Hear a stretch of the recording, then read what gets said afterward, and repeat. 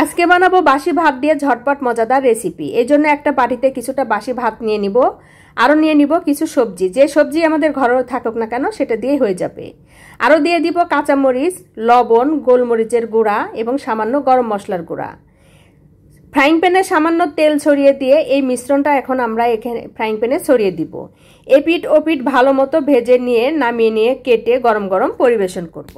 ঝটপট সকালে নাস্তা অথবা বাচ্চাদের টিফিনে আমরা এই রেসিপিটা বানাতে পারি। এই জন্য একটা রুটি তাওয়ায় ছড়িয়ে দিব, তার উপরে দিয়ে দিব 2টা ফেটানো ডিম, উপরে কিছু স্লাইস টমেটো দিয়ে দিব, তার উপরে দিয়ে দিব সামান্য লবণ এবং গোলমরিচের গুঁড়া। খুব ভালো মতো এপিট ওপিট ভেজে নিয়ে নামিয়ে নিয়ে গরম গরম পরিবেশন করব ডিম এবং টমেটোর অমলেট। এটা যেমন পুষ্টিকর, খেতেও অনেক মজা। বড় ছোট সবাই খুব এই খাবারটা পছন্দ করে।